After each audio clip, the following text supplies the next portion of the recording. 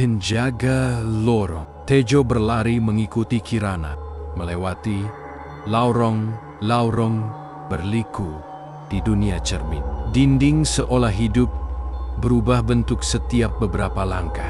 Suara perempuan berkebaya putih masih terdengar, namun kini berubah menjadi jeritan marah yang memecah keindengan. Kalian tak bisa lari. Ini duniaku. Kirana berhenti di depan sebuah gerbang kaca besar, melengkung seperti gerbang kuil tua, tapi permukaannya bening berkilau. Di tengah gerbang terukir simbol aneh, berbentuk lingkaran dengan 3 mata yang terhubung di balik gerbang. Ini adalah pusat kutukan, ujar Kirana. Ruang cermin asal. Dari sanalah dia berasal, dan tempat arwah lain dikurung. Tejo menelan ludah. Cahaya dari balik serm kaca itu bukan cahaya biasa, tapi merah seperti bara menyala dalam kegelapan. Kau harus masuk sendiri, lanjut Kirana. Aku tak bisa ikut lebih jauh. Sebelum Tejo sempat bertanya, bayangan hitam membungkus Kirana. Suara ditelan jeritan lain yang menggema dari belakang. Tejo menoleh. Wanita berkebaya putih kini sepenuhnya berubah. Tubuhnya menjulang tinggi, dengan wajah retak seperti porsel pecah. Tangan-tangannya menjulur panjang dan hitam, menyurit kuku-kuku di sepanjang lantai kaca, meninggalkan jejak darah. Berikan tubuhmu, Tejo, dan semua ini berakhir. Tejo memundurkan langkah. Tak ada jalan lain. Ia melompat, menembus gerbang gajah, masuk ke dalam cahaya merah itu. Di dalam ruang asal, ruangan itu sunyi. Tak ada lorong, tak ada cermin.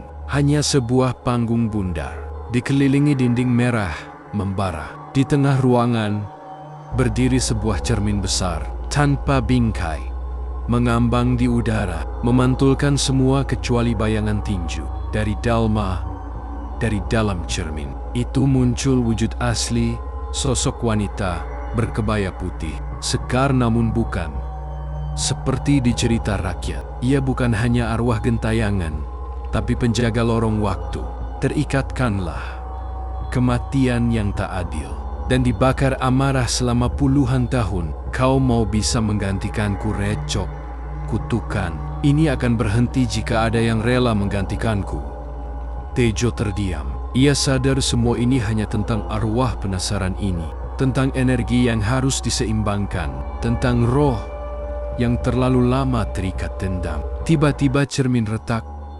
Suara Kirana terdengar samar kejauhan. Tejo pecahkan cerminnya. Jangan serahkan dirimu. Tejo menatap ke cermin yang mulai menariknya. Ia mengangkat batu besar dari lantai dan dengan sekuat tenaga melemparkannya ke pusat cermin. Cerpen meledak dalam cahaya merah menyilaukan.